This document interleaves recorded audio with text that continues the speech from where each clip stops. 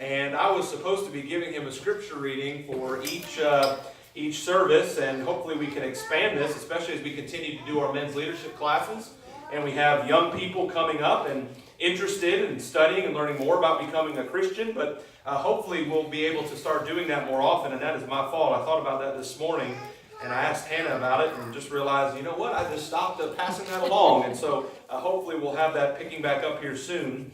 I want us to imagine for just a moment a couple different types of circumstances and situations that folks are in. Take, for example, maybe someone like a general contractor. Hannah and I are learning a little bit more about general contractors. Mentioned to you a few days ago that we have our air out downstairs, and we've had so many brethren here in this congregation willing to help us.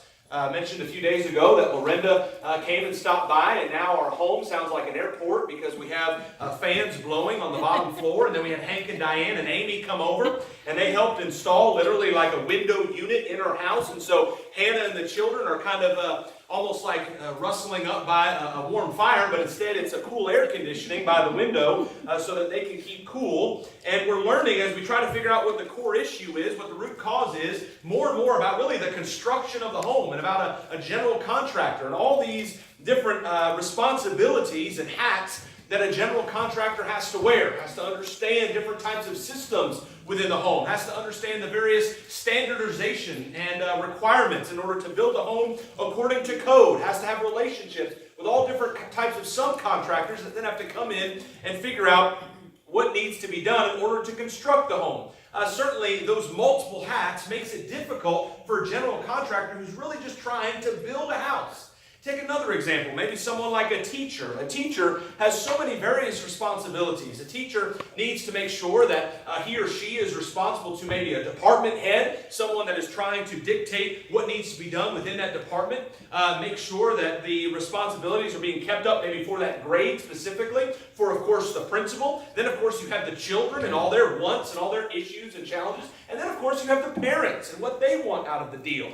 And so a teacher has to constantly remind him or herself, hey, I'm trying to teach children. I'm trying to empower children with knowledge. Then maybe you take someone such as a mother and the various tasks that a mother has before her. You know, a mother wears a lot of hats. A mother is a procurement officer in many respects, having to make sure that various things get bought and purchased in order to upkeep the home. A mother, of course, is in many ways, although she doesn't like it, it's not a glamorous job. It is a janitor, is a maid, literally going around behind everyone, reminding them what their responsibilities are. A cook, a chef. A mother certainly has the responsibility then to manage people, all the children within the home, and the responsibilities that even the children have. Making sure that the mother not only reminds the children to keep up with their responsibilities, but hopefully empowers them so that they will be able to eventually do it on their own. But what is the ultimate goal of a mother? It's to love and raise her children so that they can leave the home. What about a Christian? What is the job of a Christian? First of all, as Christians, those of us who are, do we have a job? And is it a job? Is being a Christian a job? Absolutely. Ephesians chapter 4 and verse 1, Paul states there, I therefore, the prisoner of the Lord, beseech you that ye walk worthy of the vocation wherewith ye are called. The vocation there being a main occupation that requires great dedication. Well, what is our occupation? What is our job? Paul explains to the brethren in Corinth in 1 Corinthians chapter 11 and verse 1, be imitators of me or follow me even as I imitate or even as I follow Christ. Well, what was Christ doing? What was his mission? Luke explains that to us in Luke chapter 19 and in verse 10, for the Son of Man is come to seek and to save that which was lost. Then Paul explains to Timothy in the first letter, chapter 4 and in verse 16, take heed unto thyself and unto the doctrine, continue in them, for in doing this thou shalt both save thyself and them that hear thee. What really is the job of a Christian? Well, it's been summarized in this way before. It is to go to heaven and to take as many people with you as you can. Yes, indeed, that is our job as Christians. But certainly, we are bombarded continuously, just as we are in any other vocation, to obligate ourselves to many other individuals and many other tasks and responsibilities before us. So what is it that we can do to really hone down and really summarize how we can faithfully execute our responsibility to go to heaven and to take as many people with us? Well, there's 4 areas that we're going to focus in on this morning that we can remind ourselves continuously to try to either stay on track or get back on track regarding our job as a Christian. Number 1, as Christians, we are to be little. We are to be little. In other words, we are to be small. We are to be children, like children, little in our own sight. Saul is rebuked by Samuel in 1 Samuel chapter 15. 1 Samuel chapter 15, there in verse 17, he says, "When thou wast little in thine own sight, wast thou not made the head of the tribes of Israel, and the Lord anointed thee king over Israel?" See, Saul had an opportunity to take on responsibility. The Lord empowered him, not because he was big and mighty and great and wonderful, but because he was of a humble mind. He was little in his own sight. In other words, he was willing to be under the rule. He was willing to be under the control, under the direction of God the Father. Now, in that case, in that instance, in that chapter, he's now left that mindset, but at one time, he correctly had it. Notice what Jesus explains to us in Matthew chapter 18. Matthew chapter 18, notice with me here, beginning in verse 3. "Verily I say unto you, except ye be converted and become as little children, ye shall not enter into the kingdom of heaven. Whosoever therefore shall humble himself as this little child, the same is greatest in the kingdom of heaven. And whosoever shall receive one such little child in my name receiveth me. But whoso shall offend one of these little ones which believe in me, it were better for him that a millstone were hanged about his neck, and that he were drowned into the depth of the sea." Jesus is explaining to us here the essentiality of being likened unto children. In other words, having a mindset that is akin to a child, and being aware and being sensitive of the fact that we likewise need to treat others and be mindful that God's people are likewise likened unto children. Being like a child is extremely difficult and challenging, because we get to the point in our lives, especially as adults, where we think we've lived long enough, we know enough, where we no longer need to be directed or instructed or corrected again. And especially as we think about our roles and responsibilities as Christians and trying to go to heaven and take others with us, we can become distracted and thinking that we have it all figured out and that we no longer need to be guided or need to be directed by our Lord and our Father, and that really be reminded that it is for Him as to why it is we have the job that we have and why it is we are living the way that we are living. So when we think about the traits of the job of a Christian, number 1, it is being little. It is being little. But number 2, as well as you think about even entering that point of becoming little, it is being dead. It is being dead.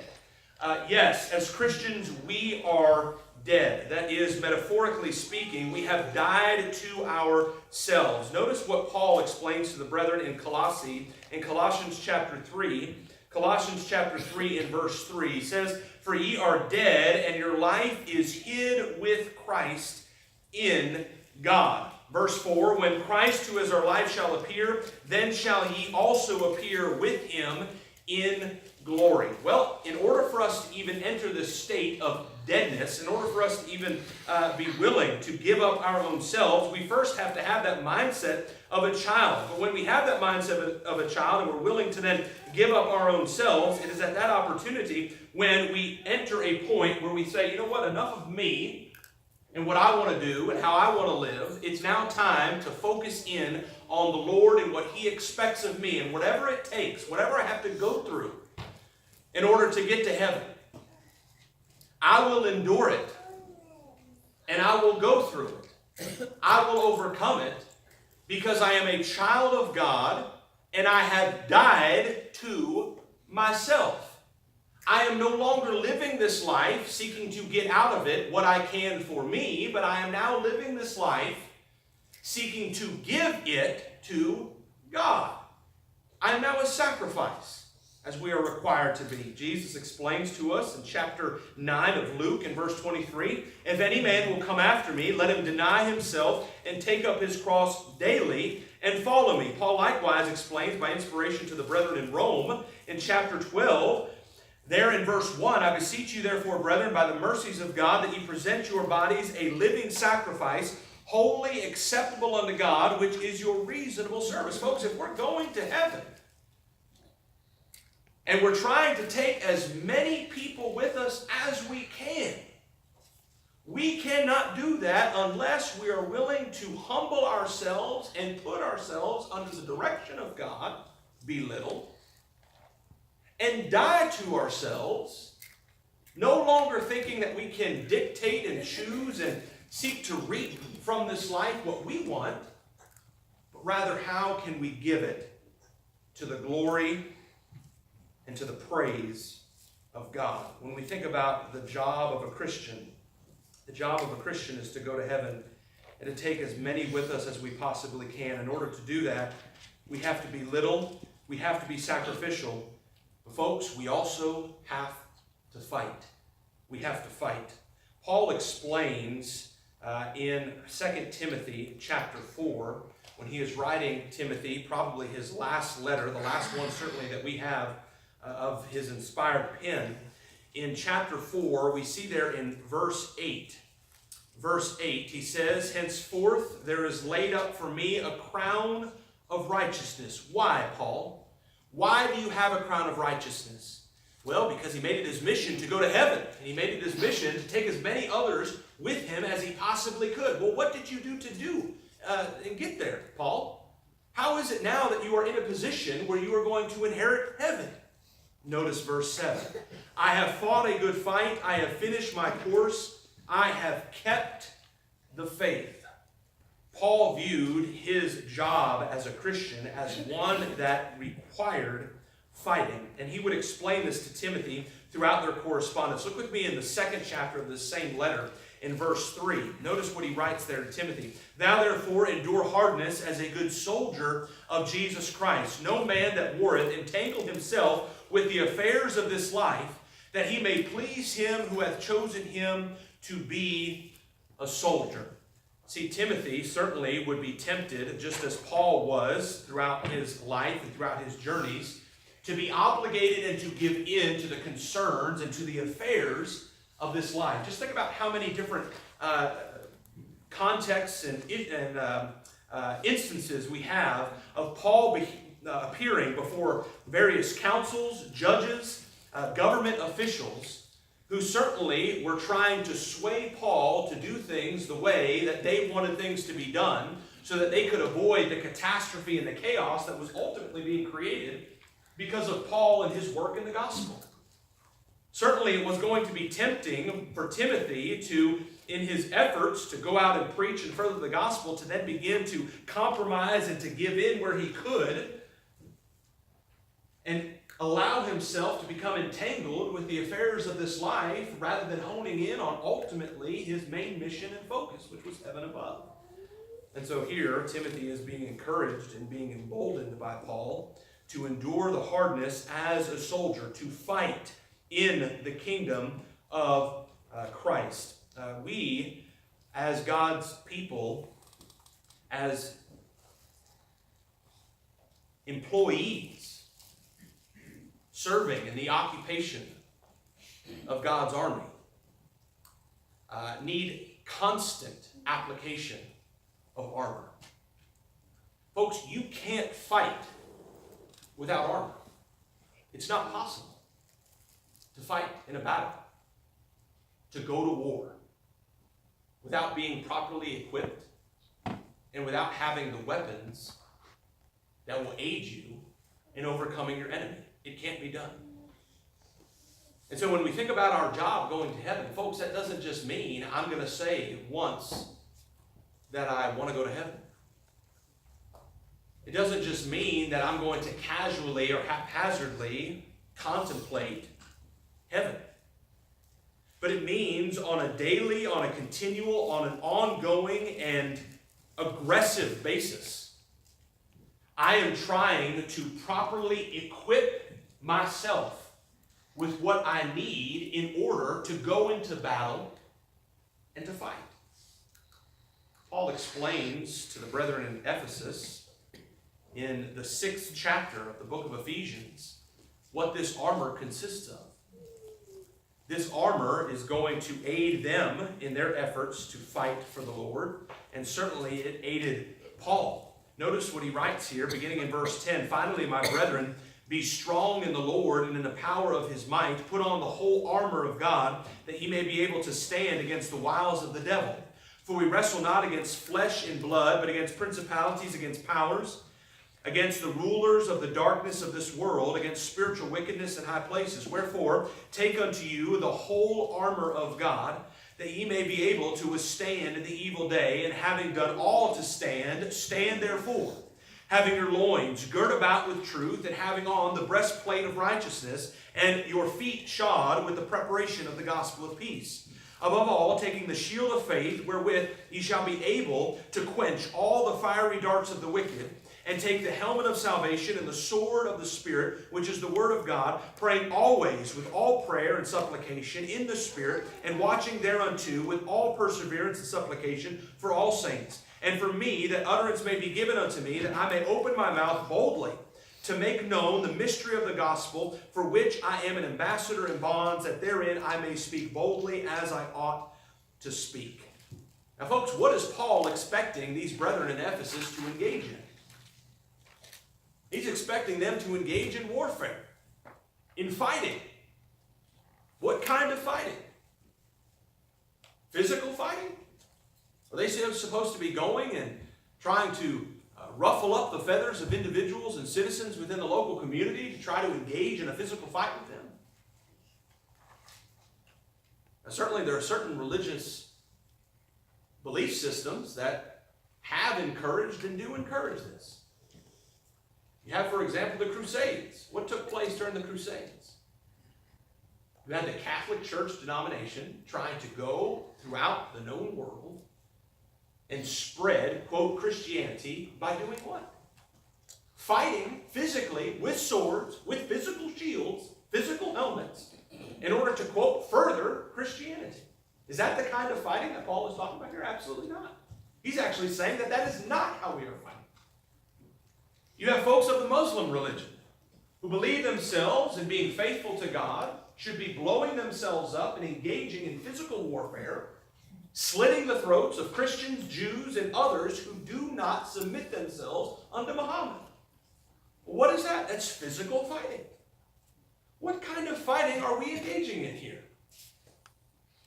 We are engaging in a mental warfare. We are engaging in an emotional warfare. We are engaging in a spiritual warfare. When we think about ideology, when we think about debating and arguments, folks, that's where we live as Christians. And every single day, when we think about our job and the task at hand, going to heaven and taking as many others with us as possible, the arena where we are battling and fighting, as we are living dead to ourselves, and as we are living little in our own eyes, is to engage in warfare to change the minds of individuals around us so that they too can make our objective their objective, to go to heaven. And folks, in many ways, it's a paradox. In many ways, when we think about the very first 2 points we covered and how we come to this point, it doesn't really make a whole lot of sense. You're telling me a little person who's dead is a fighter? Yes. And that's what makes us Christians. That's what our job is. We are humble, we are meek, we are small in our own sight, we are sacrificial and dead to our own wishes and wants. And in the process of engaging with other individuals, the fight, the warfare, the battle that we have going on is to hopefully change their minds so that they too will make the decision to become Christians. And folks, we can't do that by hiding. We can't do that by running away. We can't do that by saying, you know what, I don't want to even talk with this person. I don't want to have to be around this person. Because I know it's going to be an argument. And I know they view life differently than I do. And I know it's going to get uncomfortable. And I know either I'm going to be tempted to compromise and give up the gospel, or I'm going to have to go head to head in battle with them. And I don't want to do it. Well, folks, do you want them to become a Christian? Do you want them to enter into the church of Christ? Where is God glorified? God is glorified in the church of Christ. Notice Ephesians chapter 3 and verse 21. And then think about what Jesus explains to us on the Sermon on the Mount in Matthew chapter 5. Matthew chapter 5 in verse 15, beginning. Neither do men light a candle and put it under a bushel, but on a candlestick, and it giveth light unto all that are in the house. Let your light so shine before men, that they may see your good works, and glorify your Father, which is in heaven. How are they going to glorify God? When they become a member of the Church of Christ? When they become a Christian? How then are they going to get to that point? Are they going to get to that point by us avoiding arguments? Are they going to get to that point by us avoiding debates, avoiding conversation with those who disagree with us, who we know their worldview, their ideology is different than ours? No. No, that's not how they're going to glorify God. That's not how we are going to be lights. Now, folks, again, the challenge is we're not having these arguments so that we can beat our chest. Remember, we're little. We're not having these arguments so we can feel great about ourselves. Remember, we're dead. We're having these discussions because we want souls to come with us on our way to heaven. That is our obligation. But another piece and aspect of our job is perseverance.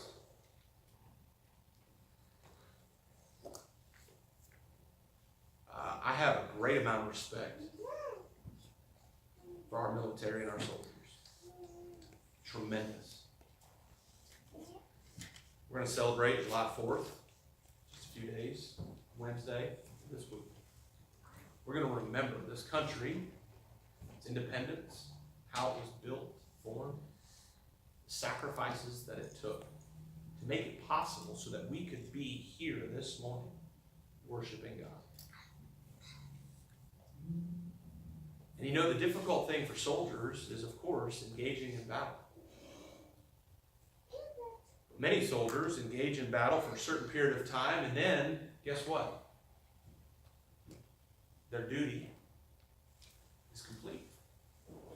Oftentimes, especially in this country, those that have fought in battles and have survived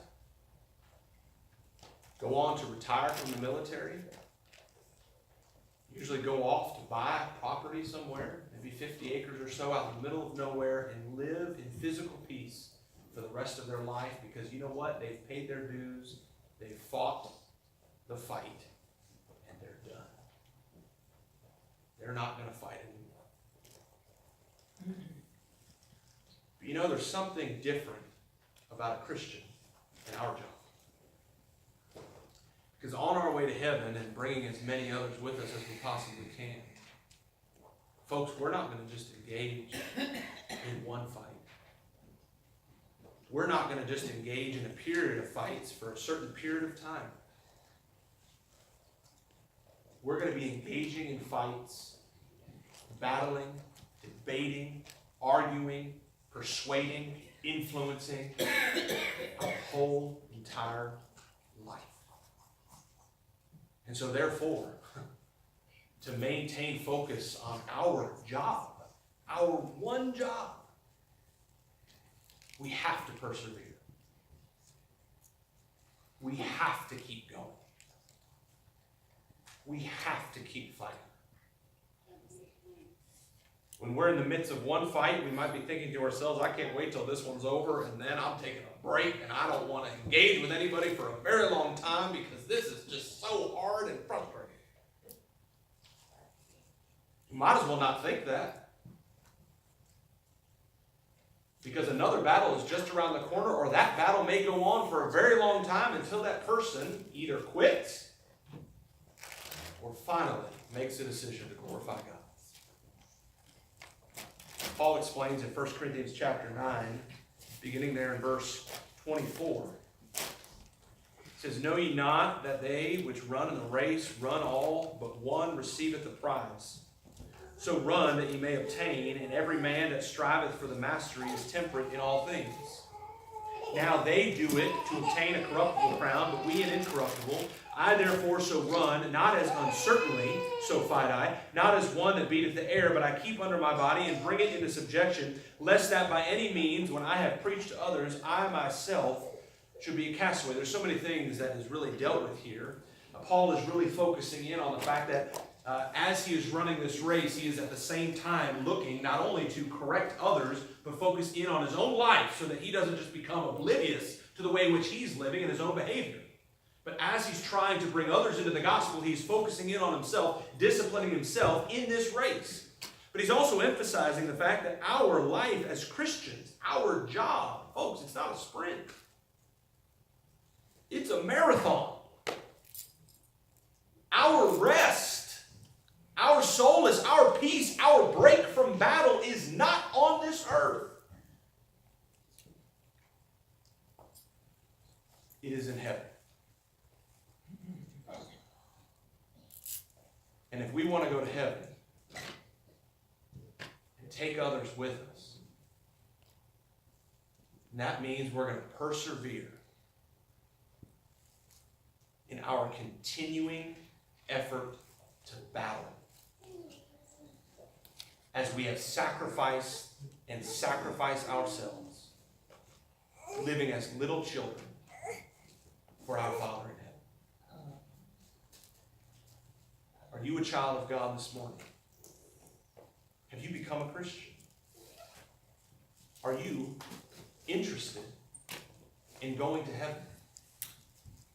Folks, you either fall in one of two camps. Either you've been baptized into Christ and you're living faithfully and you're going to heaven, or you've chosen not to be baptized and you're lost, having not obeyed the gospel, and are eternally going to be separated from God. 2 Thessalonians chapter 1, 7 through 9. Now, I highly doubt anyone in this room, anyone in this assembly, wants to be eternally separated from God. Well, if you haven't been baptized, you can change that right now. You can obey the gospel right now. Again, 2 Thessalonians chapter 1, 7 through 9. If you don't want to look at eye to eye this morning, right now in this assembly, look at when you get home. Read that. And ask yourself, have you obeyed the gospel? Have you obeyed the gospel? Do you know what that means? Did you do that? Because if you haven't, God's told you where you're going to go. Not me. Sent a preacher up here. Go read the verse. And ask yourself, it's your choice. Where do you want to spend eternity? It's up to you. Brother or sister, have you forgotten your job? All those various hats you're wearing. All the various responsibilities, obligations, all the various aspects, even of spirituality, have you become confused and lost in the mud as to why you're living and what it is you're doing?